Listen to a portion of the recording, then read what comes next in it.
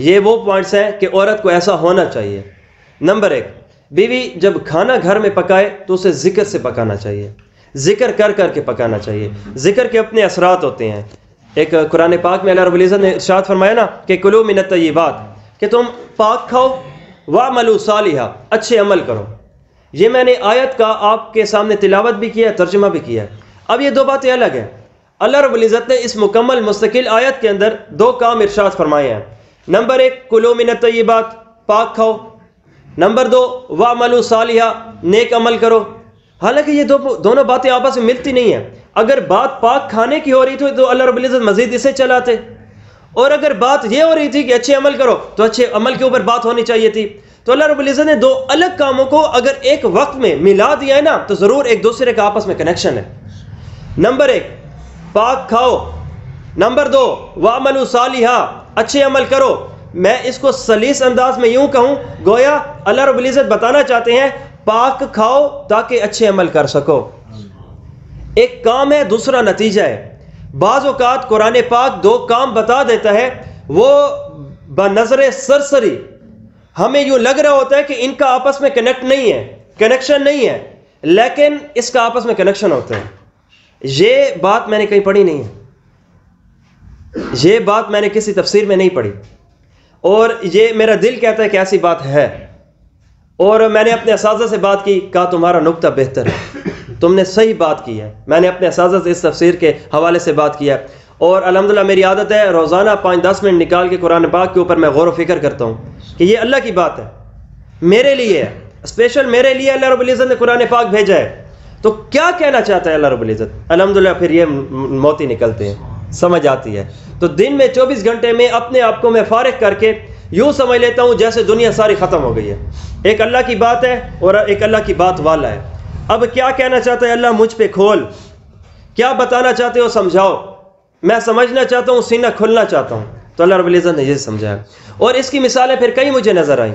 قرآن پاک میں اللہ رب العزت نے ارشاد فرمایا نا کہ تم برائی سے بچو، اپنی نظروں کو جھکاؤ، زنا سے بچو۔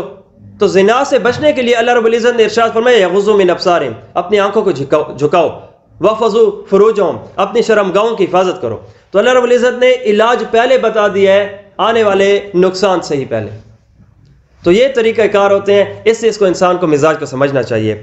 تو یہاں سے انسان کو یہ پتہ بلکہ پیر صاحب لکھتے ہیں کہ میں جہاں پہ کھانے گیا، ہمارے کراچی کے ایک میزبان تھے، تو وہاں پہ جب میں کھانے لگا تو مجھے جب میرے سامنے کھانا رکھا گیا، میز سجائی گئی، تو میرے میزبان نے مجھے کہا حضرت جی یہ جو آپ کھانا کھا رہے ہیں نا، آپ کے آنے سے پہلے میری بیوی اسے مستقل طور پہ پکا رہی تھی، اور دوران پکانے اس نے 11 مرتبہ یاسین کا ختم کر لیا تھا، اور پھر یہ تمہارے سامنے کھانا آیا ہے۔ پھر ایسے کھانے آتے ہیں نا، پھر پیٹ کے اندر بھی بچہ ہوتا ہے عورت کے، یہ وہیں سے مادر ذات ولی ہوتا ہے، بعد میں آ کے ہماری تربیت کے اظہار ہوتے ہیں، یہ پہلے سے اچھا ہو چکا ہوتا ہے۔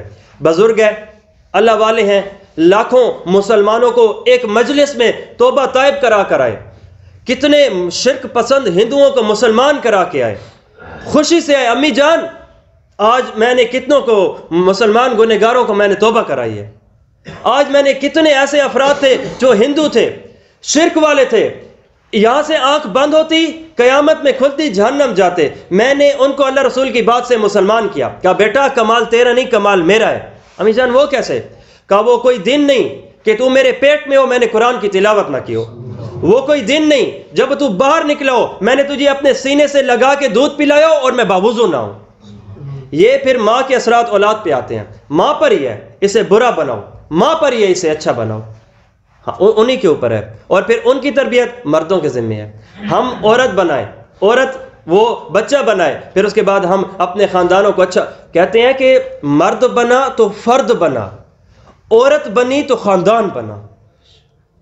ہم اگر آج کہیں کہ ہم مرد ہیں، ہم زوراور ہیں، تو اسی کے جسم سے نکلے ہیں، اس وجہ سے ان کا بننا ضروری ہوتا ہے۔ میں فیصل آباد مدرسے میں بیٹھا تو وہاں پہ ہمارے فیصل آباد مدرسے کے امیر صاحب تبلیغ کے، ہماری پوری کی پوری یہاں جماعت بیٹھی ہے، کیونکہ ایک مدرسے کے اندر الحمدللہ بڑے مدرسے کے اندر پورے پاکستان کے ضلع کے بچے تو ضرور ہوتے ہیں۔ میری خود ایک کلاس کے اندر 160 علماء میں تقریباً پاکستان کا 160 ضلع تو ہوگا۔ تو اس کے اندر ہمارے امیر صاحب نے کہا کہ جی آپ کہاں سے؟ جی میں فیصل آباد سے. جی آپ کہاں سے؟ میں گجرانوالہ سے. میں گجرات سے. میں لاہور سے. فلاں میں ملتان سے. ہوتے دوبارہ اتنے تک آ گئے. تو امیر صاحب نے بڑی نگاہ کرتے ہوئے فرمایا بیٹا تم میں سے کوئی بندہ اگر وہ ملتان کا ہے نا تو وہ ایک بندہ نہیں ہے, وہ پورا ملتان ہے. تم میں سے ایک بندہ اگر لاہور کا ہے تو لاہوری ایک نہیں ہے, پورا لاہور لے کر بیٹھے ہو. تم بنو, جا کر بناؤ, بن کر بنانا, سیکھ کر سکھانا, اہم ہو کر عام ہو جانا, یہ مزاج خداوندی ہے. اہم ہو کر عام ہو جانا مزاج خداوندی ہے. پہلے سیکھیں, اہم ہو گئے, اب پھیل جاؤ, عام ہو جاؤ. پھر اس کے بعد اس کے کتنے فائدے ہوتے ہیں. ایسی چیزوں سے انسان اگر معاملات کو آگے بڑھائے تو, اور پھر اس کا فائدہ اولاد بنتی ہے. اس کا فائدہ یہ صرف اولاد پھر کھانا نہیں کھاتی ذکر والا, یہ خامد بھی تو کھاتا ہے. خامد اس کا فرما بردار, بیوی اس کی بچہ اس کا فرما بردار. فائدے ہی فائدے. اور آج کا سٹائل کیا ہے؟ یہاں سے گانا لگا ہوا ہے اور کانا بھی پک رہا ہے. مجھے بتائیے ذکر اپنے اثرات لا سکتا ہے تو گانے نہیں لائیں گے؟ حدیث تو بتاتی ہے کہ گانا دل میں اس انداز سے نفاق منافقت کو بھرتا ہے جیسے تمہاری زمین سے جب تم اس میں پانی ڈالتے ہو اور پھر اس کے بعد اس سے جو سیرابی ہوتی ہے. پانی زمین کو اتنا سیراب نہیں کرتا جتنا کہ گانا دل کو منافقت سے بھر دیتا ہے. ہر ایک اپنا اثر رکھتا ہے. اب ہمارے اوپر ہے. پھر اس کے بعد ہم کہتے ہیں ہم نے اسلام اپنایا ہوا ہے. ہم میں سے کوئی نہیں کہتا کہ خدا دو ہیں, لیکن مزاج اسلام چھوڑا ہوا ہے. اسلام ہونا چاہیے, مزاج اسلام بھی ہونا چاہیے, پھر جا کے فائدے بنتے ہیں. پیر صاحب نے کہا ہمارے جاننے والے ہیں حضرت پیر ذوالفقار احمد نقشبندی. میں بار بار پیر صاحب کہتا ہوں تو مطلب وہ ہوتے ہیں اللہ والے ہیں. اللہ رب العزت نے پتہ نہیں ان کے ہاتھوں پہ کتنے اللہ والے کروائے ہیں. یہ وہ شخصیت ہیں مغرب میں جاتے ہیں تو اچانک ایک بندہ سامنے سے ان کی کار کو روک کر کہتا ہے کہ میں نے تمہارا ایسا چہرہ میں نے پورے مغرب میں نہیں دیکھا, کیا وجہ ہے؟ تو بتایا یہ سنت نبوی کا نور ہے. میں لالچی ہوں اس حوالے سے کہ میں نبی کی کوئی سنت نہیں چھوڑتا, اپنے جسم میں اپنائے ہوئے بس وہ باہر نکلتا ہے. ہر ایک چیز اپنا اثر نکالتی ہے. تو پیر صاحب فرماتے ہیں کہ ہمارے ایک جاننے والے بچے تھے امریکہ میں, اس نے 2 سال میں صرف 1 پارہ حفظ کیا. حفظ کر رہا تھا امریکہ کے اندر, الحمدللہ وہاں پہ بھی مدارس ہیں تو ساتھی رابطے میں ہیں تو وہ بھی بتاتے ہیں. تو اس انداز سے انہوں نے کہا کہ میں نے دیکھا, پھر ان کے گھر والوں نے مجھ سے رابطہ کیا. 2 سال ہو گئے, 1 پارہ حفظ آگے بڑھ ہی نہیں رہا. اور یہ بندہ کوئی کند ذہن نہیں ہے ہمارا بچہ, ایسا ہے کہ یہ کالج یونیورسٹی ٹاپر ہے. اس سے جو امتحان میں نمبر ہیں باقی بچوں کے کم ہوتے ہیں اس سے, اور یہ ٹاپر ہی ٹاپر, مدرسے میں نیل ہی نیل. کیا وجہ ہے؟ پیر صاحب نے ان کے پاس سلام دعا گپ شپ سب کچھ بات نکالنے کے بعد یہ بات نکالی کہ بیٹا یہ بتاؤ کھاتے کہاں ہو, گھر کا یا باہر کا؟ یہ کبھی پیزا ہٹ, یہ جس طرح آج کل کے نظام وغیرہ. تو کہا آئندہ کے بعد آپ بچے پر پابندی ہے کہ آپ نے گھر کے اندر کھانا ہے, گھر کی باہر نہیں. اور پھر ان کی ماں کو میں نے بتایا کہ آپ نے جب بھی کھانا پکانا ہے تو ذکر سے پکانا ہے. تو پھر اس کے بعد 1 سال کے بعد میں نے جا کے اس سے مسئلہ حل کیا, مسئلہ دریافت کیا. تو اس نے کہا حضرت جی اللہ آپ کو خوش رکھے, آپ کی اس چھوٹی سی بات نے 1 سال کے اندر باقی 29 رہے سپاروں کو اللہ رب العزت نے حفظ کروا دیا. 2 سالوں میں 1 پارہ, 1 سال میں 29 پارے. کیا یہ بات سمجھ آنے والی ہے؟ اس بات کا مطلب یہ ہے, دیکھیے دنیا کے اندر قابلیت چلتی ہے لیکن آخرت کے حساب سے قبولیت چلتی ہے.